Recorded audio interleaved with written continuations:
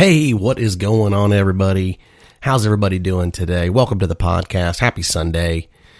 Thanks for stopping in. Thanks for being part of it. And thanks to everybody over the weekend for our Friday night rant and ride on the KTM episode, why it was a piece of crap. It was kind of fun. It was a fun spoof video. I enjoyed making it. It was really cool. Thanks to everybody that stopped in and did that. Anyway, don't forget, subscribe to our podcast Sundays, Thursdays, and don't forget to give us some feedback if you would. We're trying to grow it a little bit, and it is growing, but it'll grow a little bit better if you can help us out with a little feedback, maybe some comments on iTunes or on Spotify or on Spreaker. Anyway, on to the podcast. Motorcycle fear. Motorcycle fear. What is motorcycle fear? Motorcycle fear can come in all different shapes, forms, sizes. And one of the biggest ones is if you're trying to get into motorcycle riding or dual sporting or dirt biking or any of that type of stuff, because it's all the same no matter which direction you plan on going with it. Fear can be good and fear can be bad when riding a motorcycle, because it can make some of the things that you do more difficult. So helping you maybe overcome some of these fears and some things to think about may help you in the long run whenever you are just learning to ride, or if you're a street rider and you're going to go get off-road and you want to do some adventure riding off-road and you're just getting into dual sporting. And as far as street riding, like maybe, riding on sheer roads, twisties, canyon roads and stuff like out west, like in the Rockies or in Utah or anything like that, or maybe even a scenic byway like in Hawaii or California. So fear is the thing that comes in that gets your adrenaline going, that gives you a little bit of the self-doubt. We all pretty much know what fear is. Well, if you're beginning to ride, some of the fears that will set in with you that I personally know from other riders is some of the basics. What if I stall the bike at a light? What if I drop my bike and I'm in an intersection, or, I'm not paying attention and I'm at an intersection parked? What if, what if a car, what if a car hits me? There's so many different things, you've got most of your family, your wife or your sister or brother or mother, and they're totally against you getting a motorcycle. The common is it's one of a few things. You're having a midlife crisis. You're gonna die. Why would you even want to do that? Those are the things. And then that gets in your mindset of, why am I buying a motorcycle? And am I actually making a sound decision? And then when you do buy a bike, there's so many choices out there. Did I even get the right motorcycle? And then you come down to the ultimate, of all ultimates. Is it even fun? Did I enjoy it? Is it something that I can do over the long haul? Am I going to sell my motorcycle because, maybe I'm just jumping into something because I need a little something in my life to get going? Well, let's kind of start at the beginning of, if you're a new rider, or if, or if you're an intermediate rider and you're trying to get started and you've never ridden a motorcycle before. Well, first off, riding motorcycles are awesome. And you can't have a fear of something because, you're afraid that something's going to happen. You can go to the mailbox and get hit by a car. You can, you can be walking through a parking lot at the Home Depot or your local grocery store or Walmart or something, and somebody not paying attention, back up into you or whatever. I mean, there's so many things that can happen in your life, and statistically, pound for pound, there's a whole lot less in motorcycles incidents than there ever will be with an automobile or a car or a truck or something like that. So keep that in mind. And you're only going to be as safe as you're going to allow yourself. Now, do you have to be more vigilant on a motorcycle? Of course you do. You have to basically have your head on a swivel.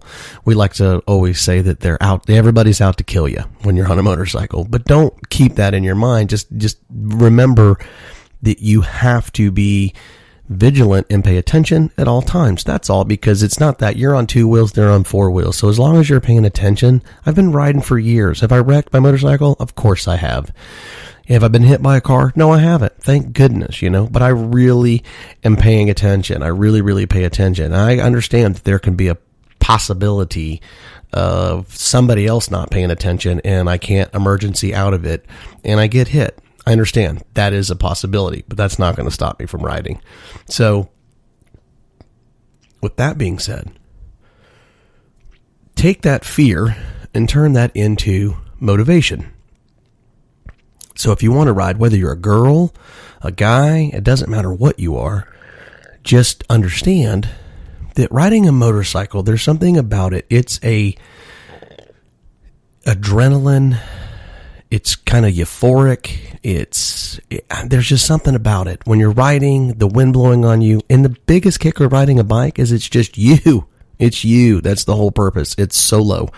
Now, can you spread that to other people? Of course. You can ride 2 up, have your girlfriend ride with you or whatever it is, or put one of your kids on the back, and I don't want to get into that about kids riding. People like, why would you do that? Look, I don't want to get into that, but that's the kicker. So let's get into the earlier stuff. What if I stall my bike, or what if I drop my bike at an intersection? What do I do? Will I panic? Will I freak out? And why is it always going to be on my mind? Here's the deal. When you're on your motorcycle, first things first, whether you're learning on somebody else's motorcycle or if you are on your own motorcycle, here's the thing that you need to do. I always like to say practice, practice, practice. Go to a church parking lot. Go to whatever, that's a big, decent-sized parking lot. And that's really where you first need to train. You don't need to go, I need to ride a bike one day, and then just go take the safety course, and then just go and biff, bam, boom, and try to get on the highway, whatever. That doesn't make a whole lot of sense. Practice, practice, practice. I don't care if it's in a field or a parking lot or at your neighborhood, anywhere that there is very little traffic. Now, there is a girl rider, adventure rider, Bonnie Johnson. Now, you've heard her on some of my podcasts. Her biggest fear is, and she has, believe it or not, she has laid her bike down at a light at a busy intersection, and she panicked. But she still got the bike up. She had people honking at her, and it almost, broke her as far as riding. But she got the bike up, she got on it, she took off, she's still riding to this day. So the thing is can you get over it? The kicker is don't let the cars around you get in your head. Focus on yourself. Who cares about the cars? If you feel uncomfortable, wave them around. If they don't like it, it sucks to be them. It's all about you being safe, and safe for you, because the person in that car is not with you. All they care about is that they got to get to Dunkin' Donuts, or they got to get to, the grocery store to get a 12-pack of beer because they got a party to get to, or go to the beach, or go to the lake or whatever. And all you're doing is hold them up. Who cares? That's the number one thing to help you get over some of the fear. Who cares? It's not about them. This is about you. But if you can practice, like in a neighborhood, or in a church parking lot, or a Walmart parking lot, or something like that, it goes really, really a long ways. And the biggest thing to practice on is, and most people don't realize this when they're beginning riding, is starting and stopping. Once you're out of first gear, it doesn't matter. It's all irrelevant. All the other gears are easy. In all honesty, you don't even have to pull in the clutch if you don't want to, if you've got enough momentum and RPM. So starting and stopping is huge. And if you can master the clutch and the throttle, that's most of it. I mean, in all honesty, whether you're on the highway or you're on the dirt, clutch, throttle, that's a huge, huge deal. So if you can master that, that's big. So starting and stopping, it's not the high speed stuff. That stuff comes later. But if that's your biggest fear of either stalling or dropping your bike or anything like that, practice. Basically go at a reasonable speed, first, maybe second gear in a parking lot, slow down very fast, come to a complete stop, and then accelerate right back up again with an actual out of a complete stop, and then use the clutch and then roll out of that. Do that. You can't count how many times you need to do that. Do it 100 times a day before you decide to get out on the highway and do that type of stuff.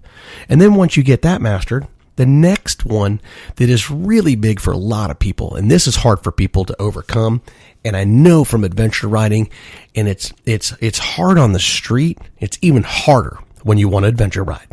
People watch these YouTube videos. They see guys going up the side of a mountain, and they're like, man, I got to do that, man. I got to do that. Well, let's start off with the street. Taking off from a complete stop at a 15 degrees centigrade. So here's the deal. Basically, that incline, 15 degrees or more, doesn't seem like much.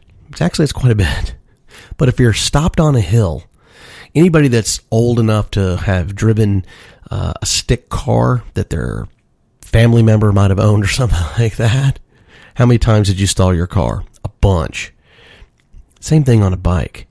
Because guess what? Then you start, you stop, and then eventually it gets to you to where it just becomes a mental block.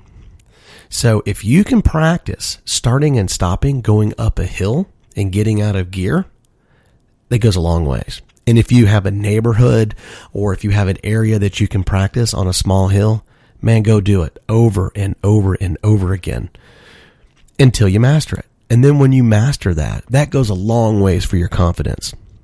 Next, off-road. Now that you've mastered on the road, beauty part is guess what? You've got either concrete or you've got asphalt. You know what that gives you? Traction. When you're off-road, there's not much traction. You can have rock, you can have sand, you can have gravel. Not only that, you could be on a canyon wall, you could be on a mountain, you could be somewhere. Not only do you have to deal with trying to get out of gear and get accelerated, then you get to deal with the sheerness, the big mountains, the drop-offs, all that stuff that plays with your mind as well. But learning on the road is a big, big deal because that'll go a long way if you want to adventure travel. But remember, don't overexceed what your skills and ability are. Take your time. It's not a race.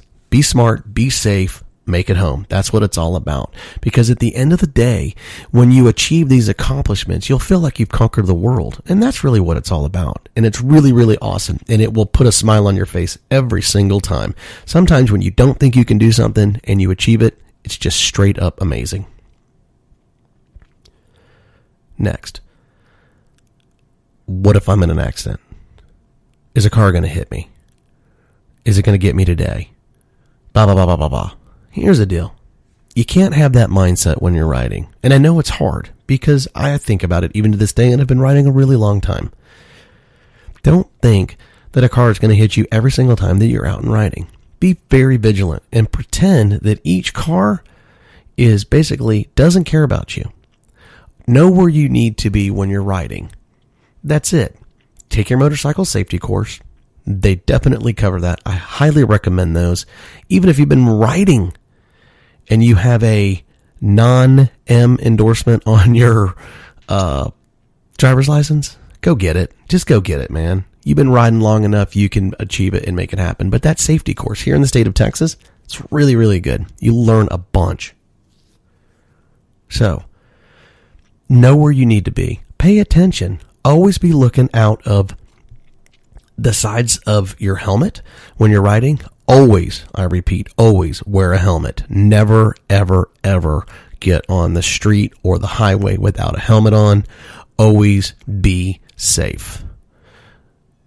Jackets. I know you catch me once in a while. I'm not wearing my jacket. I sometimes it's just hot, and that's no excuse.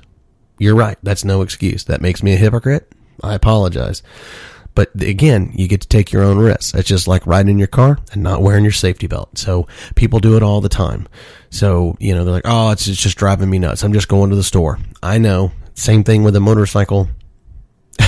It's a poor excuse. So, but that's the whole thing.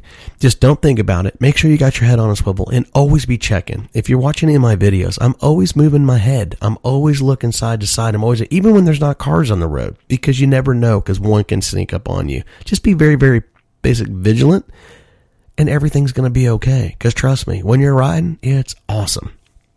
You're going to have a great time. Next, family. That's probably one of the hardest ones out there. You either will come from a family that has ridden motorcycles, or you will come from a family that has nothing to do with motorcycles, or they've had a bad experience with motorcycles, and now because it happened to them or what they see and what they read, that's going to transpire onto you. Don't let that happen. Just don't. Here's the deal. Just because it happened to them, or just because they read a bunch of stuff, that doesn't mean anything. That means nothing. All that is just, it's like in a court of law. It's hearsay. You don't know anything. You don't know if it's true. Can it really actually move on or pass on to you? You don't know any of that stuff. So don't let that discourage you from getting a motorcycle and learning to ride. The other thing is if a family member is saying that, it's just because they're too afraid to try something. And that's okay. Because maybe if you go and do it and you fulfill your dream of riding a motorcycle and getting out and doing it, and they see that you're safe and that you're having a good time and that you're enjoying it, you win. You win. And how do you win? Because now they get to see, they're like, well, I kind of missed that one. They ride, they go out, they do these things, they go to Starbucks, they have other rider buddies that they're riding with, and they're having a great time, and, well, there's nothing happening. He's not dead, or she's not dead. That's the whole thing. Motorcycles are only as dangerous as the person riding the motorcycle. So here's the challenge. And this is what you can tell everybody that's out there. Take a motorcycle, put it on a kickstand, and leave it for a year. Tell me how many accidents the motorcycle gets in. Same thing with a gun. Take a gun, have it loaded, have it cocked, lay it on a table, and see how many people it shoots. None. It's never going to get in a wreck. The reason being is because it takes physical action from a person in order for it to become an incident.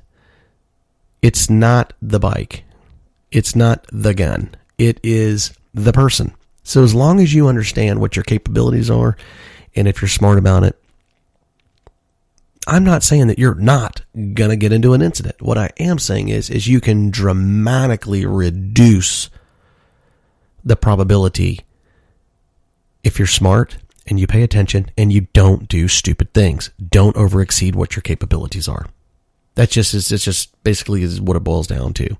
So get that out of your head and understand that as long as you take your time and the more practice that you do, the better you will be, and you reduce everything. But understand this, you drive in a car, your family members never tell you in a car to sit there and say, hey, you know what? I don't want you getting a car because you're going to die.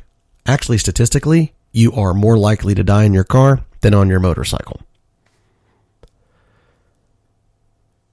Buying a bike. Whoa, that's a tough one.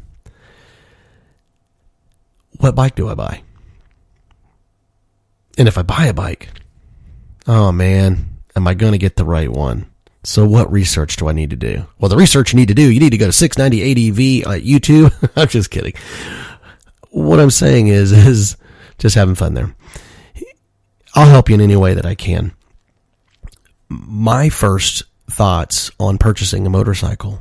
What can I afford? That's number one. What's my budget? Budget really should be number one on anything that you want to do. And when I'm saying budget, I'm saying what kind of motorcycle riding do I want to do? Do I want to travel on my motorcycle and do dirt and do street and all that stuff? Do I want to carry camping gear? Do I want all that type of stuff? Do I just want to ride around town? Do I just want to ride on the street? Well, here's the kicker. Having a budget will be a really, really big deal, because that will help you decide on what motorcycle at least you could point yourself in the right direction to get the right motorcycle for what you want to achieve. If you just want to do street and stuff like that, but there's a little small hint, you want to do some like dual sport adventuring, like what I do, get off the road once or twice a year, and get out and see it, then maybe an adventure bike is in your deal. Well, now you're in a certain category of specific motorcycles, and then you can start working a budget. And then after you figure out how much you can afford on a bike, are you going to need all that excess gear? Sometimes you buy used. Guess what? It's already loaded. It's got everything on there. You got panniers, you got top boxes, you got all sorts of stuff. Motorcycle riders are notorious for giving stuff away because the next bike that they're purchasing, it's not going to work with it. So what do they need it for? Do you want to do 50% street? Do you want to do 50% dirt? Well, then that brings you into another category, dual sport or an enduro type motorcycle. So with that right there, same principle. Do I want to just do basically 70% dirt, 30% street? Well, then that puts you in a whole other category. So those are the things you need to think about, and you need to figure out a budget, because the budget will be able to put you in place and dictate whether you can buy new or if you got to buy used. And if you're buying used, do your research. Do your research. If you need help, remember, 690adv@gmail.com. I'll do my best to help you out. I'm always there to try to help. And then I got other riders that I can feed off of too. So, purchasing the motorcycle, really a big deal. But the beauty part is, even if you choose wrong, you still win, because the odds are you're going to get a bike and you get to ride. Ride that bike, learn it, understand it, do the maintenance on it, watch YouTube videos, change tires if you can, do all that stuff. That's the fun in it. And then if you think you chose the wrong bike, guess what? Bikes don't lose a lot in value as long as you don't destroy them or rag them out. So if you take good care of it, clean it, do regular maintenance on it, they don't lose a whole lot of value. And some bikes, believe it or not, even though they seem old, there's guys that love them and want them. So you got to be real, real careful, on how hard you ride that bike. So take care of it, and it will take care of you, and you can hold it. It's an investment. It is an investment. So with that being said, if you did, guess what? Clean it up, sell it, take that money, go towards the next bike, and get what you really think that you need. Usually the very first motorcycle you buy is probably not going to end up being the ultimate motorcycle. I've owned a lot of bikes, and that's how I ended up with a KTM 690 Enduro R, because I've been all across the board. And at my age, at 40, I'll be 49 this year, I don't have a million years left to get out and do the technical dirt, and I can't do it on a large adventure bike. It just doesn't work. And I've tried it. I've been down it with 3 adventure bikes, and I went from big to smaller to smaller. And I just said, you know what, enough's enough. So know what your capabilities are of the motorcycle that you have, and can it be done? Of course it can. It's just not much fun. It's so much more fun on that KTM 690 Enduro R versus a BMW F800 GSA. So knowing that on your bike is a big deal. And are you going to know that in the beginning? The answer to that is absolutely not. And I know what you may be thinking. Well, I'll just go get a KTM 690 because that's what Joe has with 690 ADV, and that's the perfect bike. Maybe, maybe not. I don't know. That's for you to decide, not for me to decide. It is the perfect bike for me. Are there other bikes that are very capable of the 690? Yes. But the KTM research, information, reliabilities, what it's capable of, all that stuff, that just screams for me. And that's why I purchased it. But I've also had about 8 other motorcycles before the KTM to come to that decision. So understand that and take that with a grain of salt. Last and not least, do you enjoy riding? I've had people that have been riding for years, and they've slowly come to the decision, man, I just don't enjoy it as much as I used to. Well, maybe that's true, maybe that's not. But the kicker is life happens. I'm not going to dig too deep into this. Life happens. Things happen. You can have tragedies in your life. You can have things that aren't going your way. You could come into a financial situation that basically you feel you need to sell your motorcycle. You need all these things. Well, let me say this. If you can go back in your brain just a little bit and find the littlest bit of enjoyment when you ride, I can have the worst day, and I can get out and I can go do a rant ride or whatever on my motorcycle, and I can be thinking about the YouTube and all the guys that come on and leave great comments and are very helpful and all those types of things. And I'll tell you what, I can have the absolute worst week and it all just melts away. It doesn't matter how crappy it is because of other people that make it great. Because I have a lot of other motorcycle buddies that I ride with and I do things with, and it really does. It makes a big difference in my life and having a motorcycle. Make no mistake, even though I'm Joe and I'm the 698 EV, that doesn't mean anything. I've had my moments where I was like, you know what, maybe I just need to not do this as much. And I always come back to, you know what, maybe you just need to go for a ride. And it seems like every time I get up and I go out and I do that ride, everything changes. I forget all about it. And then I just keep moving on down the road. So I understand things happen. Life happens. I get that. But whenever you're having a bad day and you got a bike, go get on it. Go ride. And I don't mean ride down the street, do a U-turn and come home. I mean, put your helmet on, put your jacket on, saddle up, go ride for 30, 45 minutes. And if you've got a headset, put a little music on, not too loud. And man, I'll tell you what, it'll clear your head. It'll clear your head. And believe it or not, you can actually find solutions by just getting on your bike and riding. So hopefully this will help you in some of the stuff that you do and some of the fears and some of the problems and some of the things that will occur in your life on, maybe it'll help you get out and ride. And maybe it won't do anything for you. But at least I tried. That's my job. At least I tried. And hopefully other riders that are out there, because this will be syndicated on YouTube too, will give some comments and tell you a lot of the things and some of the things that they do to overcome their fear.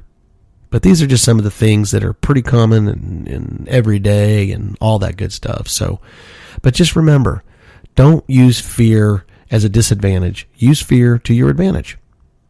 That's all you got to do. Just take your time. It's not a race. You got the rest of your life, man. So enjoy it. If you don't stop and look around once in a while, you're going to miss it.